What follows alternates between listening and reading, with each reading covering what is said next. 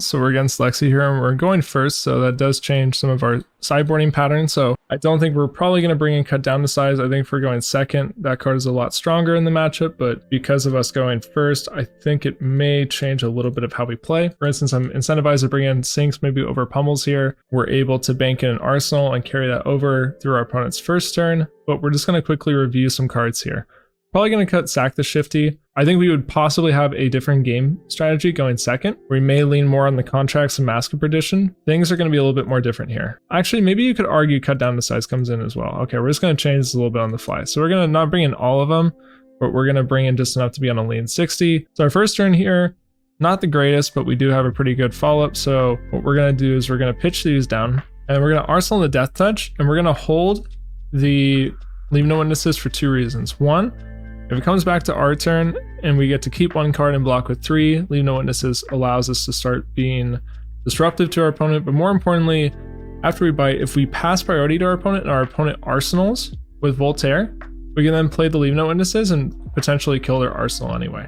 So now we're going to pass turn. We arguably could have held on to the come to fight and played the leave no witnesses for 7. So maybe this turn is not as good as it could have been, but I do want to clear these out because these just are not going to work.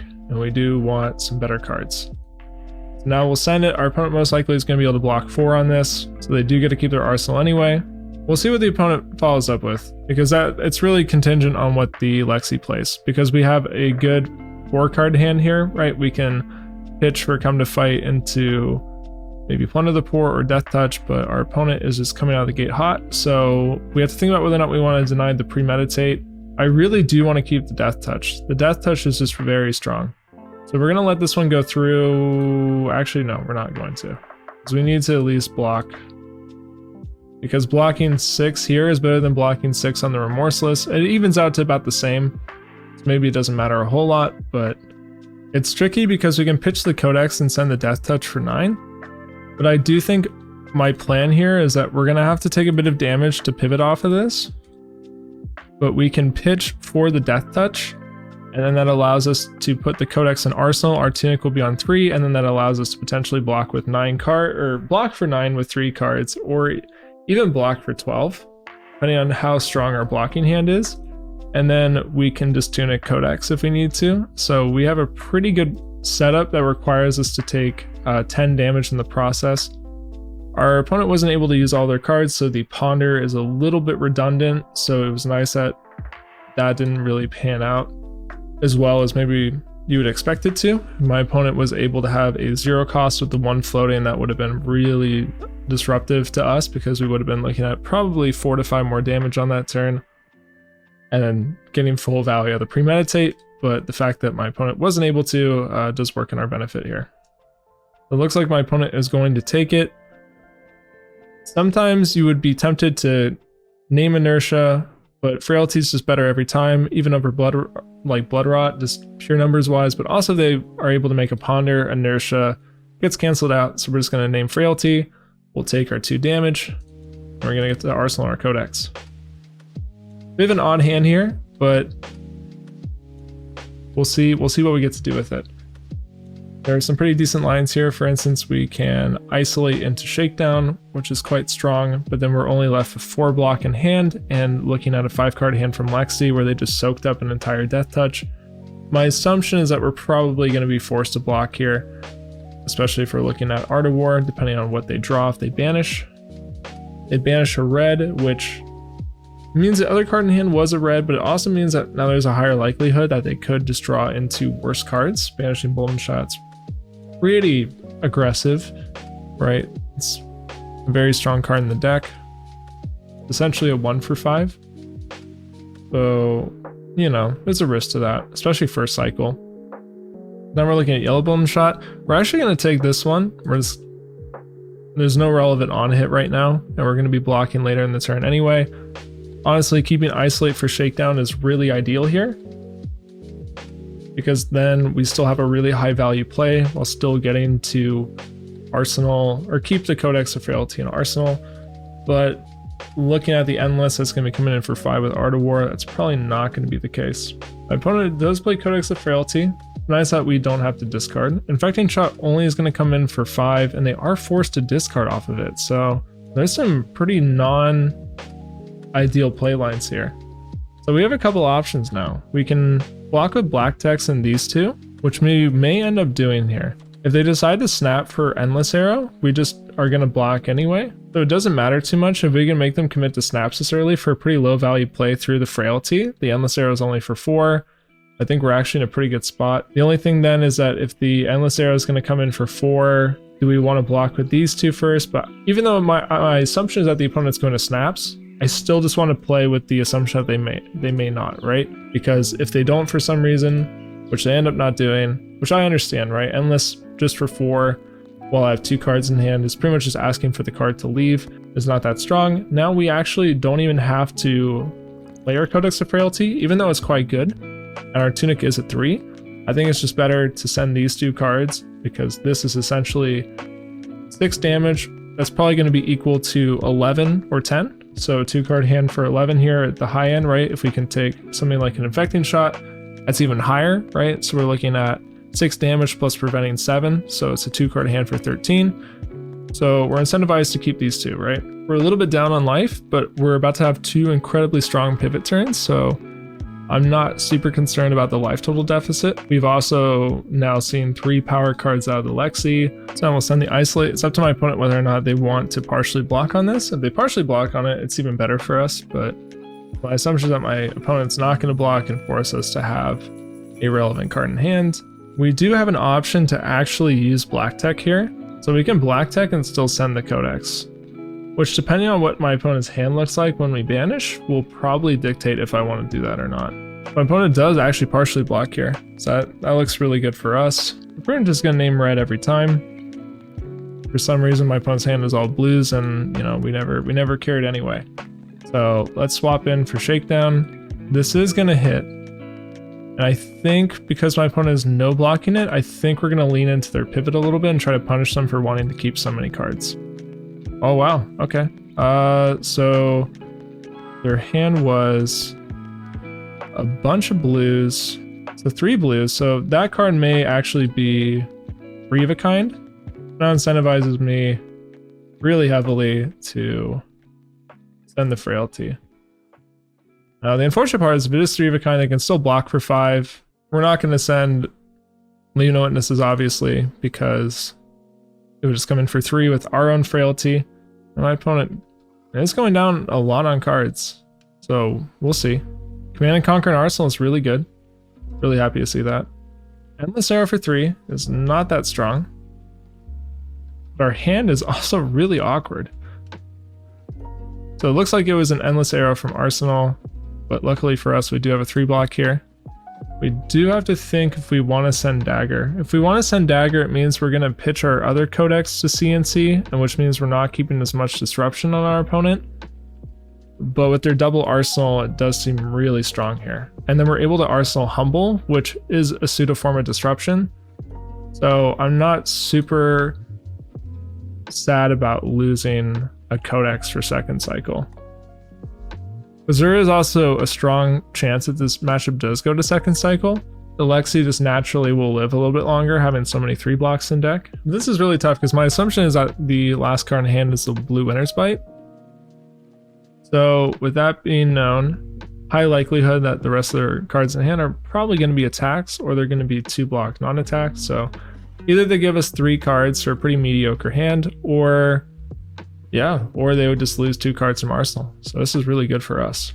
So here's a deal too that we were talking about, right? With the aptly named Bravo Cosplay, is that they're trading so many cards. They're down 16 to our 11 because we play 1 Command and Conquer from deck that requires 3 cards from our opponent.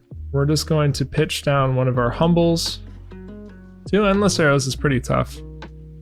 Unfortunately, I think we're in that case going to be incentivized a little bit to block. But we're going to start at least by blocking like this. We're going to filter our Arsenal up to our hand, try to get another decent blocking card. So while we want to be aggressive there, we are going to have to pivot a little bit. It's also a pretty unfortunate hand to draw into if my opponent just passes here. So that's pretty tough for us, right? So we lost our disruptive card and we drew into essentially a brick. However, like we talked about in the deck tech, this is enough here, right?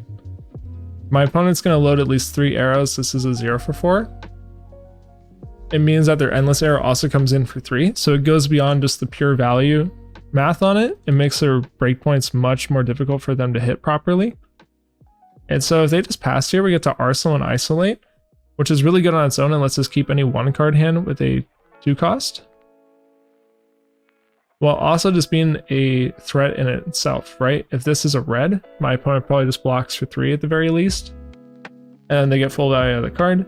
But because of this, I mean, this is deceptively strong, right? So now my opponent overblocks for 6, which is actually really good for us. So we trade a blue 1 attack for 2 cards, right? And now we get to keep a hand that can dominate surgical. So it's very deceptively powerful, like the strength of this deck. My opponent's already down so many cards, and now they're just going to give us a super large hand to attack with. And if we now have 2 options. So we can actually, okay. So we do have some interesting choices here. I think probably the highest damage play is going to be dominating the Humble, right? Because that's 2 more damage. And if it locks my opponent out of this card and it's not a non-attack, then they lose their hero ability or they lose New Horizon unless if they snaps. But the fact that they passed and just Arsenal tells me that it's probably a setup turn. So in that case, what we're going to do is we're not going to play the Humble, and we're going to dominate the Surgical, which means that it hits, and then we're going to Arsenal the Frailty Trap and try to shut down their larger play for the following turn. So we get full knowledge of their hand. Without knowing what this card is, I'm just inclined to take any of their pitch cards here or potential power cards. So if their plan is to Art of War, banish one of these reds to draw into a blue, it's difficult, but with no knowledge of what this is, they pretty much have no way to efficiently play the Codex of Inertia, so I'm not interested in taking that. These are going to be easy to block out with Frailty Trap, so I think we're just going to take the Art of War. And then also we banished off the top, so we banished a Drill Shot off the top. That's now 1 more power card out of our opponent's hand and out of the deck entirely. We're now sitting on 2 Frailty Traps, a Shred, and a Leave No Witness, and then we can Arsenal the Pummel. But we also have a really good follow-up turn coming up. Or at the very least, we can block for 5, block with 2 Frailty Traps, give 2 Frailties, and still send Leave No Witnesses. So without knowing what this card is, that does kind of tell me that it's probably Rain. So if it's Rain, what we can do is, this would go down to 5. So we're just going to block it for 2, and if they Rain it, then we get to Frailty Trap, assuming that they're going to snap it as well. This is difficult, but I think we're just going to Frailty Trap regardless. We're going to lose a lot of value on this, but we're trying to play around the 1 card that would be really, really deadly here. Bolton Shot doesn't do anything right now if there is no Rain, and now that we have perfect information on their hand, we know they can't even play their full hand anyway. The best they can do is load in a 1 cost and send it, and then send the Bolton Shot at the end. That means the 1 cost only comes in for 4, which is also not that strong. And if we Frailty Trap here, then we actually perfectly cover up the Heat Seeker,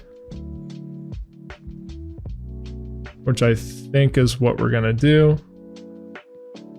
And our opponent passes because they would have lost 2 value on the Bolton Shot, but now we're just able to send Leave No Witnesses, and depending on how much they overblock, we're just going to be able to rip their entire turn apart.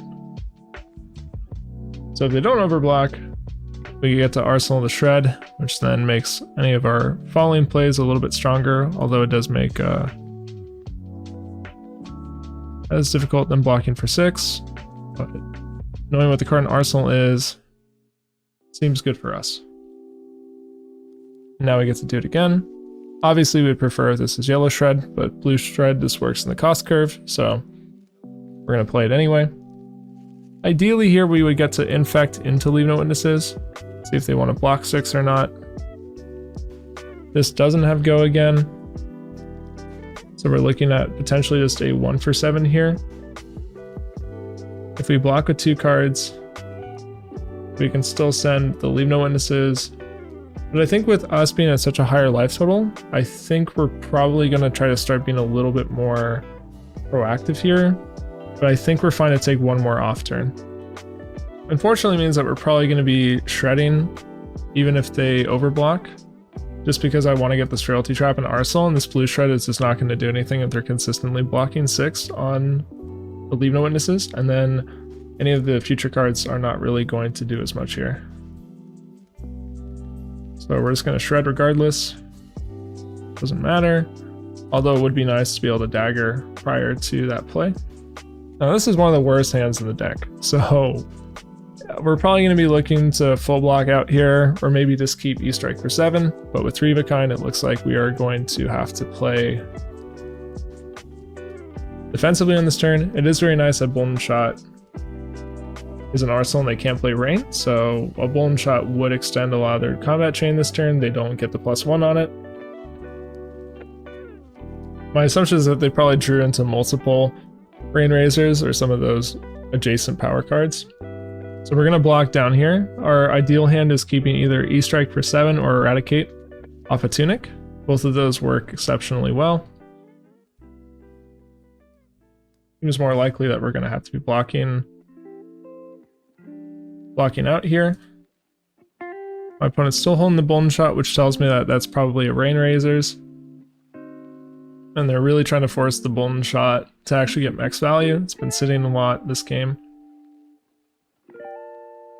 And this is deceptively strong because knocking them down 4 extra cards in deck puts them into their second cycle really quickly. And normally the Ranger's second cycle is not that powerful unless they've been pitch stacking it appropriately to deal with this. Although I will say, not having seen a lot of power cards, it is likely that their pitch stack is probably decent. But blind removing 4 cards, and I don't think we're that close to second cycle, does matter a lot here. If my opponent hasn't seen all their power cards, there's a high likelihood we're going to rip a 3 of a kind or a Rain Razors off of this, which is really good for us.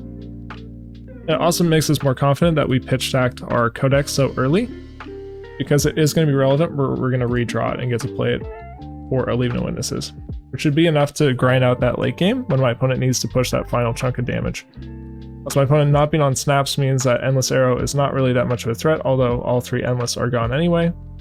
But at this point, the only good value play out of Bullseye Bracers is for something like Bolden Shot. My opponent's going to take all 4. And just like what we said, we're going to hit some power cards because our opponent's so close to the bottom of their pitch stack. And since they haven't been playing a lot of them, there's obviously going to be a high likelihood that we're going to hit them. I didn't expect 3. 3 is crazy. Hitting Art of War, 3 of a kind, and Rain Razors probably means that we're just going to win this matchup by a pretty large margin. But that's also why we're running Eradicate in this matchup, right? It's also why we're running Eradicate in the deck, is that there's a secondary form of disruption outside of, you know, the more obvious ones, right? Like CNC or Shakedown. There's an additional game plan as well of, you know, we're also going to remove cards from deck. So this is extremely obviously Rain Razors. So the question is, do they have 2? If they have 2, it's really difficult. But I think at the very least, we're going to block for 3. They're going to Rain. And then we're going to Frailty Trap. And the question is whether or not we want to fight over a second Rain with Sink Below or not.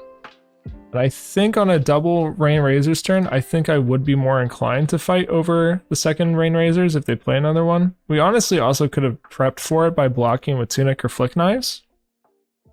Here it is. It's difficult, but I also think with 3 cards, they have no way to actually get 3 arrows out. So it probably doesn't matter that much. Now, my opponent's going to be really low on effects.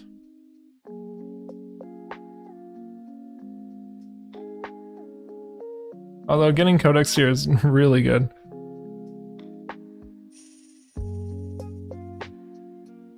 So this comes in for 8. My opponent's going to get a 0 cost. So the most likely answer is either going to be Searing Shot or it's going to be Searing Shot or Endless. But I think regardless, I think we're just going to overblock the Heat Seeker. Although actually the Heat Seeker can potentially lock our opponent out of Arsenal.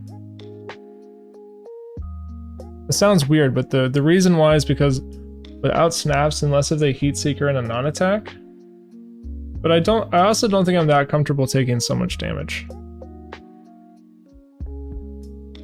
So I think what we're gonna do here is we're just gonna overblock. And my opponent can play the Codex if they want to, but they don't get the additional value of making us discard. And then we're probably gonna be taking, my guess is 8. Okay, so we're taking 8 here, but it should be noted that only 7 because of the frailty. That's right. That now my opponent is almost entirely out of power cards. We can leave No Witnesses in Arsenal for an extra turn if we want. We get our Black Deck Whisperers back. And at this point, thinking about whether or not we've seen that third Codex. I don't know if we have. I think because we haven't seen it,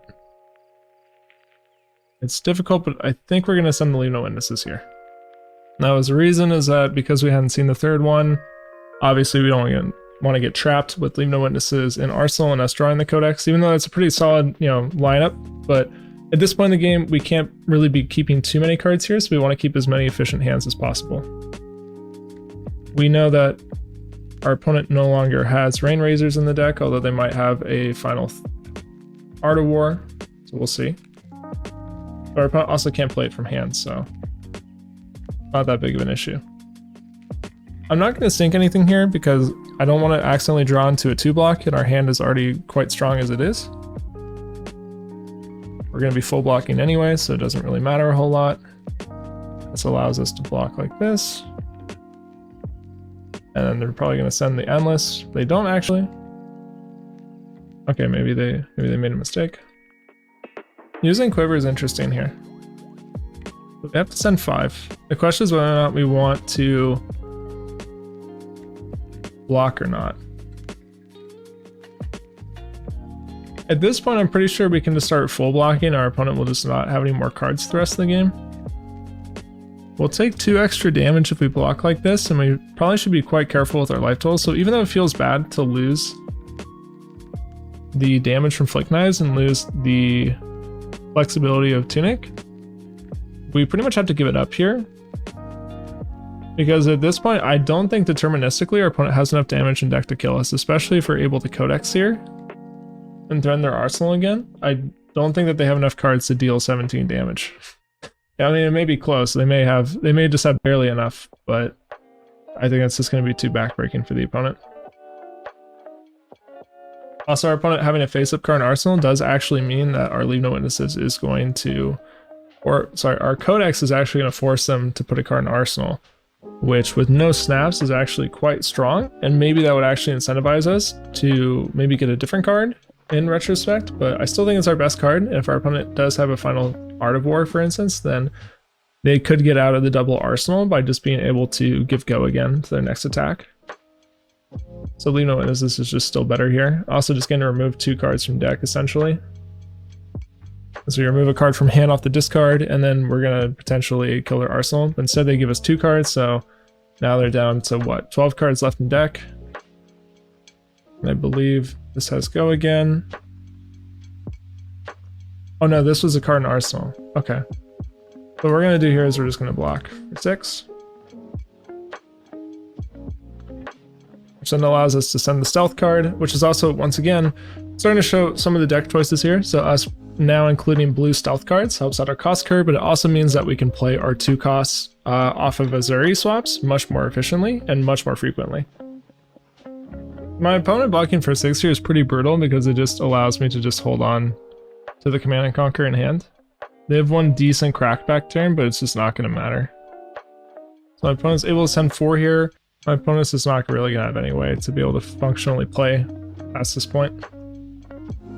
My opponent decides to scoop it up. Makes sense. They have, I think, deterministically no way to win the game. And so, yeah, that's just showing off. Bravo Cosplay. So this is going to highlight a couple things about this deck list, right? Us being super aggressive meant that my opponent was forced to block sometimes 3 cards to 1 card from deck. And that's going to add up a lot over time, right? So my opponent lost through fatigue. Partially that's because we're presenting so many disruptive effects, especially against Lexi, where my opponent is actually forced to block, or else they lose their core game plan. But that also could have been through damage, right? Our opponent was getting somewhat low, and if we pivoted, let's say off an E-strike, and maybe my opponent took some more damage, instead of full blocking the disruptive on hits, you're actually able to pressure pretty quickly through just pure damage. We didn't play our come to fights that game, it just didn't line up, although they were in the second cycle, and just getting to buff death touch up to 9 while threatening, let's say like a blood rod against an aggro deck, you run into an issue where, similar to Bravo, you present so much tall damage that's also disruptive that your opponent will actually get threatened by lethal fairly quickly.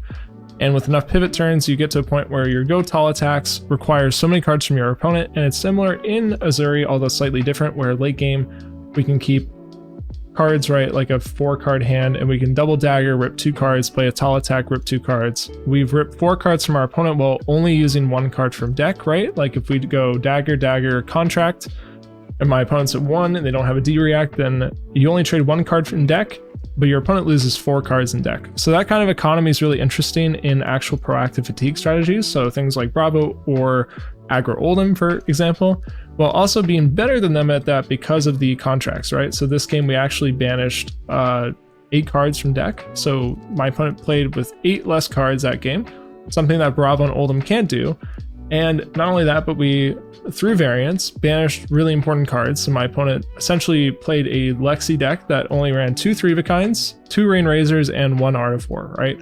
And that kind of stuff actually matters in games like this, right? So if we were going second, we may even go Mask of Perdition so that we're able to have a higher likelihood of banishing more cards, refunding it due to the silver, which then allows us to banish even more cards and try to get that number up just a little bit higher.